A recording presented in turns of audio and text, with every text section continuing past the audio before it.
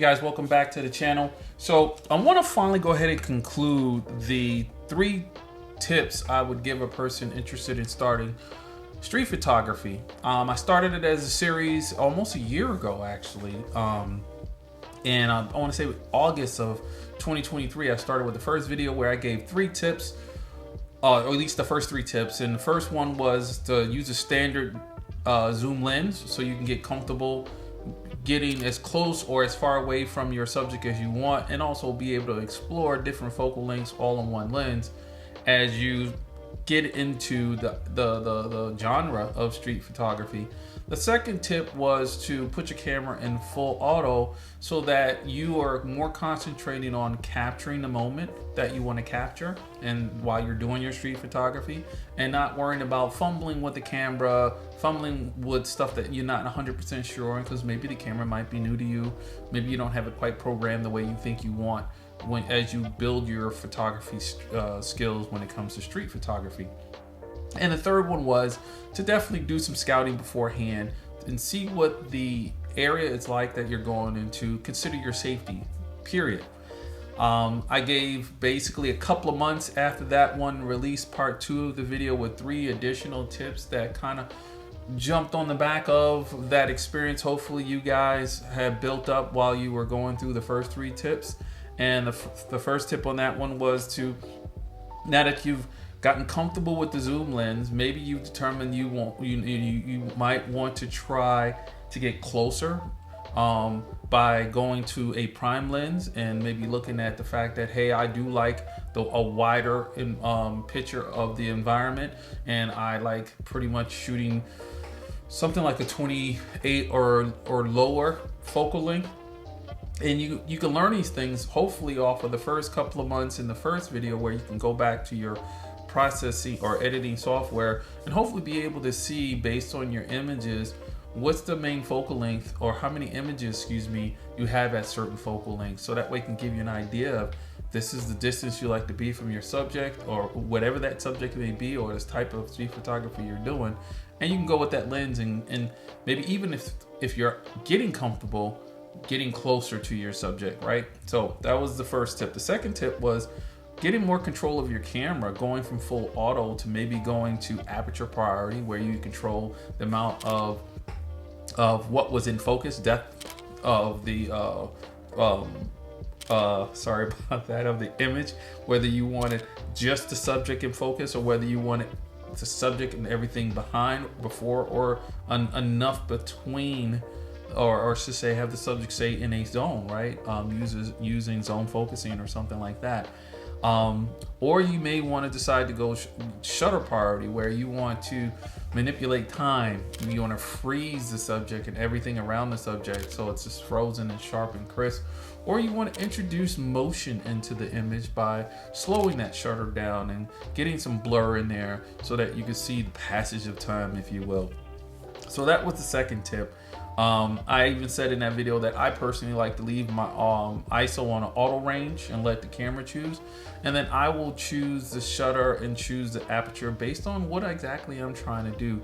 1, how much of the subject I want in focus, depth, and then 2, do I want to see time passage or do I want to freeze time, right? So from there, I compounded on, I should say, exploring. Now that you've gotten comfortable, maybe explore more, meaning, and go out, maybe festivals, parks, check out local cities and towns around you. Of course, still do your research and stuff so you can make sure you're safe in the environment. Do your scouting still, like we learned in the first video and the third tip.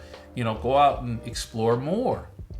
So I want to conclude the series with this third video by going over 3 more additional tips to help you really run the full gamut of starting off with letting the camera control, to you just getting used to taking the pictures and so forth, to now that you've gotten almost a year under your belt, you can go ahead and want to move toward what I feel is the final 3 steps, and really kind of getting a good base down for your street photography. So the first tip, I'll say, we'll stick with the camera and the gear. But we'll go one step further into editing. Now that you've gotten used to the focal length that you like to shoot, gotten used to the camera, and you decided you like aperture priority or shutter priority or full manual, you go beast mode. Now play more with that image in post. Not just playing with the shadows, not just playing with the blacks, the whites, the highlights, and so forth. Maybe you want to add a little touch, a little finesse, a little flair to build your style of, of editing for your street photography images. Now, I personally don't over edit. I like to try to keep things as true to form as possible, but I will do some color adjustments if I want to get a specific look. I will do some vibrance, some hue saturation as well, play with those. I will play a little bit with the vignetting, just to get my style in of editing. I shoot Fuji, I shoot Nikon. Both have great picture profiles. I use Capture One for my editing software. It also has great style profiles in it. But when it comes to my street imaging, I don't go too far. I don't push too far one way or the other, because I do kind of want to have the seeing look like it did true to life as much as possible. But I will look at all of the different things I can play with, maybe make the colors a little bit more vibrant on a picture of a person so that they stand out more in that image. I might do that from time to time just to have the subject pop out more from the scene. So my first tip on the final segment of this would be, do a little bit of playing around with your editing to see how you can fine tune your style of editing on your street photos. Again, they are your photos. You can go as crazy as you want, but generally people try to keep things as true to life as possible when they do their edits for their street images.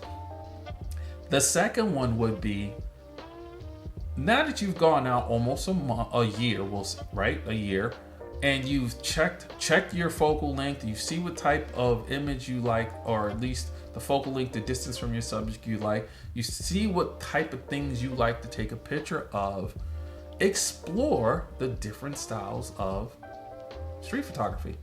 I was blown away a couple of years back when I discovered that I always thought about 3 main ones that you always hear about, but there are about 8 styles of street photography. As I look through my notes here, you got unobtrusive, which is just you going out and documenting what's in front of you. You got intrusive, which is you're out there disturbing the scene. You may jump into somebody's face with a flash. You're disturbing the scene. You're not just documenting what's going on. You're actually causing a reaction, and you're interrupting the flow of things to get a specific picture on the street, like you've seen with some folks. The next thing is raw. So raw would also kind of, to me, would be Ouija too, because he was known to take pictures of what would, not the nice things of life, not those cozy, fun, the kid with the ice cream, the people who's playing in the fire hydrant, but maybe the person who's down on their luck that's laying in their own bodily fluids in the gutter. Ouija has been known to, go to crime scenes, and some of the crime scenes were pretty gruesome, and he would take pictures of it because it was life.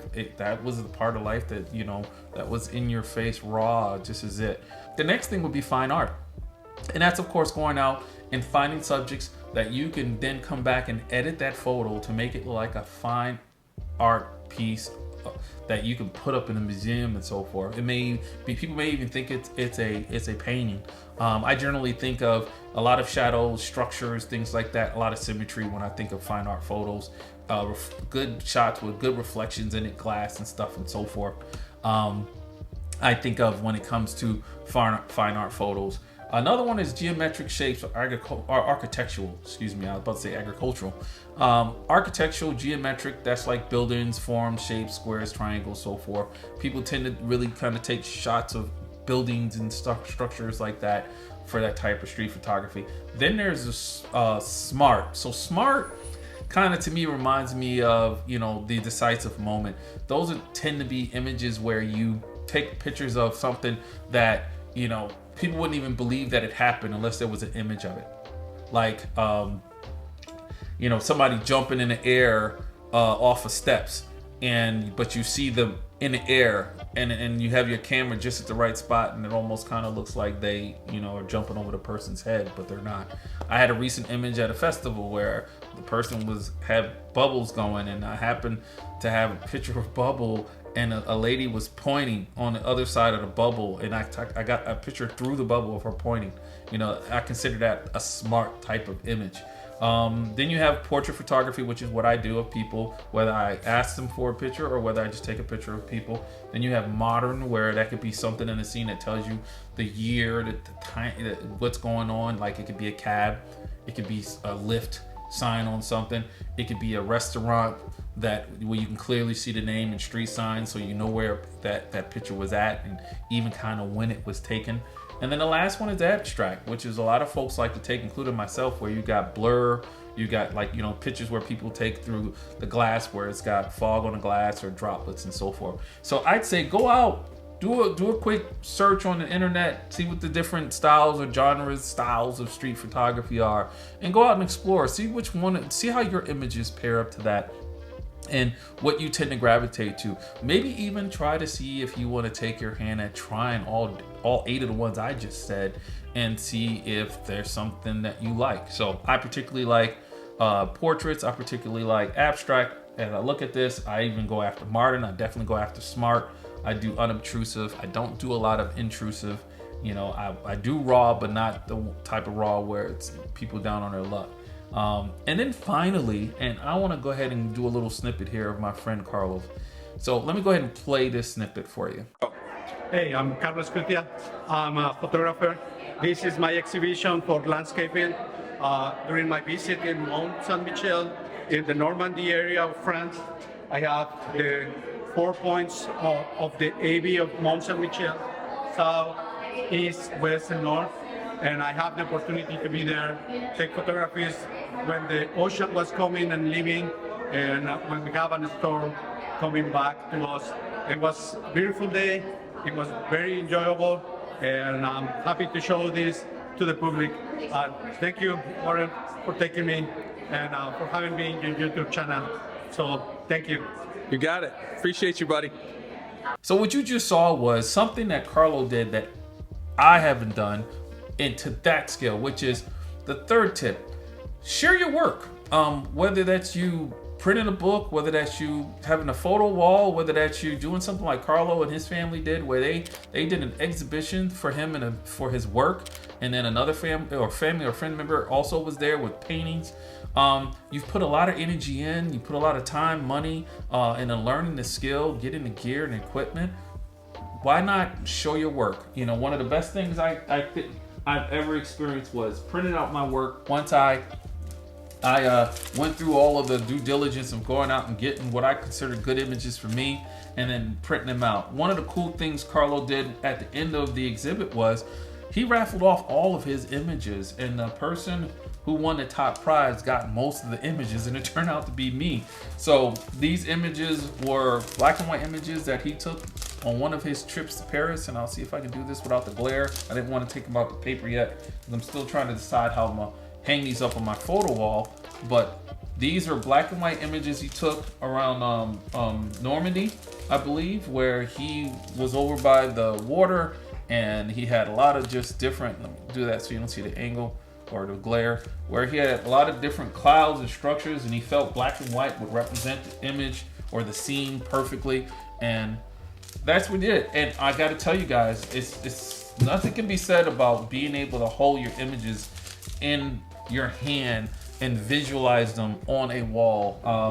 I was recently not recently, but maybe a good couple of months ago, I did a photo walk, where it was for film, and I had my film camera, and one of the individuals had a Hasselblad 501, I believe it is, and he took a picture of me loading up my Fujifilm 645 camera.